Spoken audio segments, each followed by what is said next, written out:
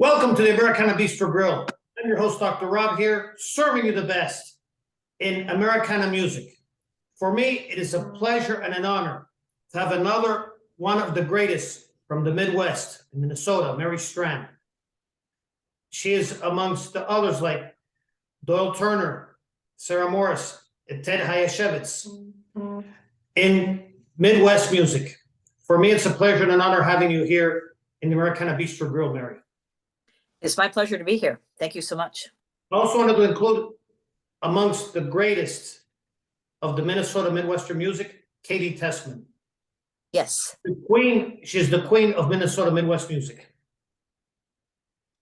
Mary, the reason why we have you here is because we have seen your YouTubes, we have read your books, and we love it. We love the videos and we love the music. One of your latest hits, I think, is called "Kiss Me at Midnight." What was the inspiration behind "Kiss Me at Midnight"? Every winter for the last about 5 years, I've gone to South Beach, Florida, in January or February because it is so cold here. And this winter in particular, it was ice everywhere. So 2 years ago, I was in South Beach, and I was just letting all the sensations waft over me. So I didn't write the song there. I wrote it a couple months later, but I jotted down or spoke into my phone, my voice memos app, things that I was seeing. I was eating all the alfajores that I could find. I was smelling the Cuban cigars. I was, the ocean breezes, the beach, you name it. So I probably wrote down enough things for at least a couple songs, but I took one song from that. Great. Now, you've had a great career as a singer and songwriter. How did you get started? Well, first I had to learn how to play guitar. And because I grew up, unlike most of my singer-songwriter friends who grew up making music, I grew up playing sports. And then I went from sports, I went to law school, blah, blah, blah, did all that. And then I started writing novels. And I always loved music, but I wasn't playing music. And I was never in choir in school. I mean, nothing, none of that stuff other than singing along to the radio. And I was working on my, I have a 4-book young adult series called The Bennett Sisters, based on a modern collision with Pride and Prejudice. And book number 4 is about Lydia Bennett. It's a modern day Bennett family from Pride and Prejudice. And the whole series wound up being kind of a music inspired series. There's a basement band involved as opposed to a garage band. In Minnesota, you'd get very cold if you played in a garage band. So basement band, blah, blah, blah. And each of the 4 books got further and further into music. And in book 4, Lydia Bennett bragged that she could play guitar and that she could therefore be in the basement band. She had never touched a guitar in her life. And so obviously she had to take guitar lessons. She thought she could get taught in 2 weeks in time for a gig, which is obviously ludicrous. But I thought to myself, my kids at the time were ages 10 and 12, and they were taking music lessons. My son was taking drums, my daughter piano. And I thought, well, I should just take guitar. And so I know exactly what Lydia's going through, the painful fingertips, you name it, everything like that, how to tune a guitar. I mean, all the things that people don't think about really. So I started taking guitar lessons, and that was really the start of it. So that was 2010. And I played for a few years with that guitar teacher. And then I realized I was focused on my books and I wasn't focused on the music, and I just let it slide. And a few years later, 2016, one of my friends bugged me until I said yes, to join a band at Twin Town Guitars, which is a major music store here, but more importantly, it's a music lesson store. And 4 times a year, they will offer bands to adults you're in it for 6 weeks and then you put on a show. And so I joined my first Twin Town band. And then after that, I did usually 3 bands a year. I'm down to probably 1 a year now because I'm doing singer songwriter stuff. I've got my own band that I'm in, things like that. But anyway, that's how it all started. And then I shifted into singer songwriter in 2018. Rodney Crowell, big Americana hero of mine, he was offering his first songwriting camp, and you had to have obviously written 1 or more songs. So I wrote 1 song, and I went to that camp, the most inexperienced songwriter there. Most people had written 10, 20, 30, 50, 100 songs. And I wrote 1 and I just played it all week. Whenever someone asked for 1 of my songs, I said, well, here it is. So anyway, I started doing that and then did a few songs a year still. And then 2020, I found the Singer Songwriter Songwriting Challenge on Facebook, the one that, you mentioned Doyle and Ted and Sarah and Katie. They're all in that. And that's how I started writing a lot more songs. Great. In addition to the Bennett sisters, you also wrote another book, The Pendulum Trilogy.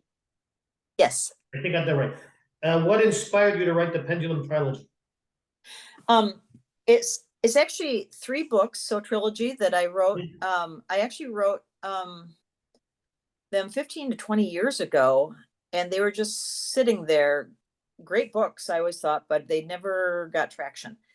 And a few years ago, one of my friends said, you've got those really great books, because she had read them. And why don't you put them all together and make it a trilogy? And I said, sure. So they all came out last year, 2022, 1 month apart. But it was 7 months of, I'd already written the books, but it was 7 months of intense copy edits. You name it, all the things that you have to do to put a book in print, including getting really spectacular cover quotes from some big authors, which was very nice, super nice of them. Yeah, you were also praised by magazines and newspapers that are not only American but also international, like USA Today and the New York Times. And I congratulate you on that. Oh, thanks. Now, you said you first were in the sports, and then you studied the law, and then you went into music. How are you able to reconcile sports, law, and music? I have the energy of an 11-year-old most of the time, and then once in a while, as someone who's not 11, I just crash and burn for about a day and stay in bed and watch TV or read or whatever. I genuinely am interested in so many things. Even as a lawyer, I specialize in more things than a reasonable person would, just because they all interested me. So I still play sports. I even when I wasn't playing music, I was listening to music a lot, going out to bands and doing all the things that a music fan does. And law, I did that for 16 years, and that was hard because those are really long hours that you put in. Although I found in the past year with the music, because it's been actually putting out the 3 books last year and then putting out an album, which is coming out soon, it's almost the amount of hours that I used to put into law. So I just juggle sometimes badly. No, I don't think you juggle badly. I've seen your YouTubes, and you're really one of the greatest. Thank you. Yeah. Which leads to the other question. You've heard music. Who are your musical idols, and what did you learn from them in order to form your own style? That keeps changing. I would say when I was first playing guitar and songwriting, my big idols were Rodney Crowell and the Eagles. In fact, I still write too many songs that sound like the Eagles until I do something about that. I mean, and I do, you know, and the first draft of a song, a lot of mine come out sounding like the Eagles, even now. As I got more into songwriting, then I started looking for more heroes. I mean, I love all sorts of different music. I mean, growing up, it was like Billy Joel, Elton John, Mhm. you know, all the usual Yeah. bands that everyone loves. Mhm. My kids are completely bilingual, English and Spanish, and I would be if I spoke it more. I don't speak it enough, but we got introduced to Juanes at Spanish camp, and he's a huge musical hero of mine, songwriting and music. And my kids keep introducing me to more and more Latino artists. Yeah. One is Um, the greatest. oh, I really love him. Yeah, he's so he's so good, and I love style. His album Un Dia Normal is Mhm. I think one of those perfect albums that, you know, people always talk about how few perfect albums there are, but I would say that is one of them. Um, Here in Minneapolis, one of my favorite bands is called the Millsmatics, and I have two different guitar teachers. And I say guitar teachers, but I work with them on songwriting, vocals, guitar, my album, everything. In fact, they both play on my album, and they both co-produced it with me. Um, Mark Wade and Ryan Smith. And so, but I love the music of the Melsmatics. So many great bands in Minneapolis that inspire me, and also all the singer songwriters that we talked about earlier. I love all their music. That's great. You always said you're gonna have a future album. Besides the future album, do you have any other future projects like concerts, maybe around here in Florida? I live in Miami. I live very far from South Beach, but I could always go to South Beach anytime. I love Miami. I love the Argentinian food in Miami. Um, I have no plans for Florida, I have to say. Uh, we actually we just set up the album release show, but unfortunately, it's not. I can't reveal the details of it yet. It's still under a code of silence. Of course. But that will be actually that will be in August. I can say that. And I have a band. So for the album release show, just like with the album, I'm playing on it with Ryan Smith, Mark Wade, and my son Jack, who is the drummer. Um, and so the four of us will play the album release show, and we may play a few other things. Like we're playing one of my songs in a week at a show. But I have a band called Dodging Potholes. Dodging. Um, Potholes are something you spend a lot of time dodging in Minnesota when spring comes. So Mhm. everyone thinks, oh, that's the greatest title because we have so many potholes this year. Anyway, that band, we're playing once a month here at one bar, and I'm playing singer songwriter gigs a lot. So I just get up and play a few songs with a bunch of my friends. I'm just doing, you know, this and that. Great.